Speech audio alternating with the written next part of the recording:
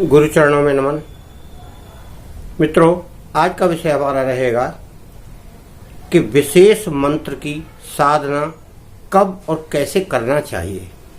मित्रों, इस विषय में बहुत सारे लोग पूछते भी हैं कि महाराज हमें यह मंत्र सिद्ध करना है, कैसे सिद्ध करें, क्या इसकी क्रिया है। वैसे सारे मंत्रों को सिद्ध करने की क्रिया वही होती है। यानी क्रिया क्या कि जिस इष्ट के सामने हम बैठेंगे उसकी पूजा सामग्री, धूप बत्ती, अगरबत्ती जो भी आप जलाते हैं वो ले जाइए, दीपक ले जाइए, उसके लिए प्रसाद जो नियम से बताया गया वह ले जाइए, जल का पात्र ले जाइए, सिंदूर कुमकुम चंदन जो है वो ले जाइए, और उनके ऊपर जो अर्पित होने वाले पुष्प हैं, फूल, दूब घास, ये सब लेकर आप जाएं कहीं भी। ये पूजा सामग्री जो है वो निश्चित है। और हवन करना है तो हवन सामग्री, थोड़ा घी और थोड़ी मेवा वगैरह डाल के वो ले जाएं। हवन कितना भी करें, 108 करें या 100 करें या 51 करें, ये सामग्री आपको लेकर जाना है। और माचिस लेकर जाएं, कुछ लकड़ी वकड़ी एक पन्नी में लेकर जाएं, जैसे लकड़ियाँ होती हैं पूजा उसमें हवन में उपयोग करने वाली, वही लकड़ी लेकर जाएं। तो ये आम वगैरह की ज़्यादातर मिल जाती है सब जगह। तो इसको हम ये कहते हैं कि साधना या सिद्धि के लिए जो हम क्रिया करते हैं उसमें यह सब चीज़ें लगती हैं। तो सर्वप्रथम बात यदि करें कब, तो वैसे तो अधिकांश समय होली और दिवाली का आता है। अब होली 2 दिन बाद आ रही है। इस होली की रात्रि में आप उसको शुभ समय देख लें। यानी समय का शुभ घड़ी होती है, उसको देखना चाहिए। उस शुभ घड़ी में ही करें। उसमें एक सिद्धि योग होता है, एक शुभ योग होता है। तो सिद्धि योग में करेंगे तो अति उत्तम है।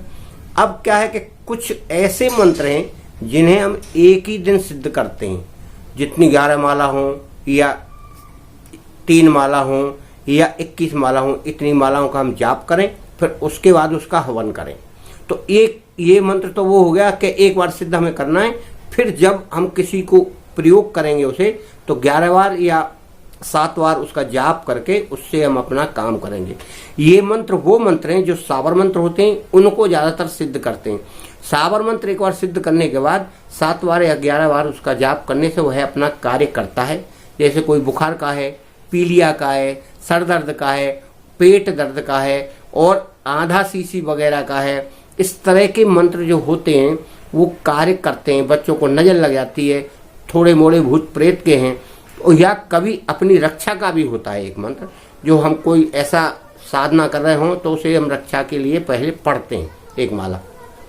तो इन मंत्रों की श्रेणी ऐसी है जो एक दिन अच्छे शुभ समय में करते हैं, उसको हम कहते हैं होली दिवाली। ज़्यादातर होली दिवाली में ये सिद्ध करते हैं। और आपको अमृत योग, सिद्धि योग में ही यह करना चाहिए। और मारण मंत्रों का अगर आप सोचो तो ये मरघट में करते हैं, और ज़्यादातर दिवाली की और होली की रात्रि या अमावस्या की रात में अंधेरे में करते हैं। और ये हमने जो साधारण मंत्र बताए हैं या सात्विक मंत्र बताए हैं वो पूर्णमासी है, होली दिवाली है, यानी इनको रोशनी में किया जाता है, अंधेरे में नहीं किया जाता। और अपने इष्ट का ध्यान करके सात्विक चीज़ें उनको अर्पित की जाती हैं, और फिर सात्विक चीज़ों से ही हम उनका हवन करते हैं। और उनका जाप जितना हम कर लें, सात्विक उसमें साधना में कितना भी आप जाप करें, फिर भी ऐसे समय पर, यानी जो कोई बड़ा त्योहार आता है होली दिवाली का, इस पर जितना बताया है 21 माला 11 माला, उस हिसाब से आप करें। अब बात ये आती है कि जो पहले से साधक है वो क्या करे। जैसे गायत्री साधक है वो क्या करे, उस गायत्री साधक को जितनी माला वह सवेरे करता है उतनी माला उसको उस शुभ घड़ी में कर लेना चाहिए। इससे उसको शक्ति प्राप्त होती है।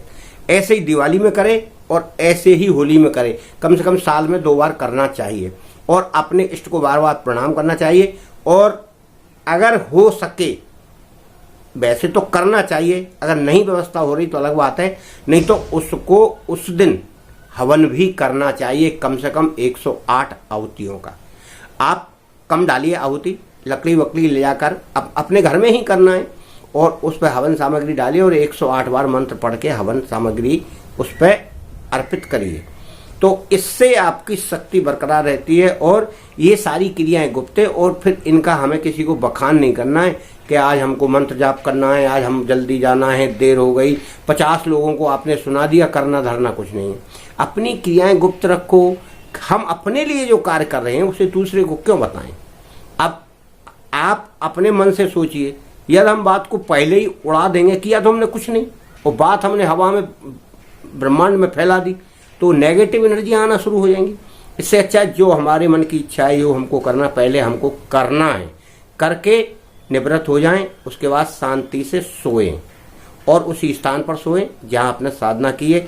तो आपको जो शक्तियां हैं वो हो सकता है कभी कभी परिचय भी दे देती हैं, और अगर परिचय नहीं देंगे तो शक्ति तो आपको प्राप्त हो ही रही है, फिर इसमें आपको चिंता की क्या बात है। और वैसे भी वो आपके इष्ट हैं, आप रोज कर रहे हैं।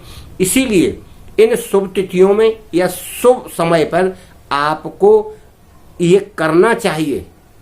जो साधक है उसे कम से कम 11 माला तो कर ही लेना चाहिए। अगर नहीं करता है तो कम से कम फिर 1 कर लो, यानी ना कुछ होने से जो हो जाए वो उत्तम है।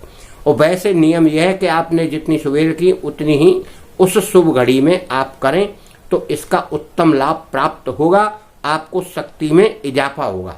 मित्रों धन्यवाद। आप इसको ध्यान रखकर ये आने वाली होली पर आप इसका लाभ प्राप्त करें।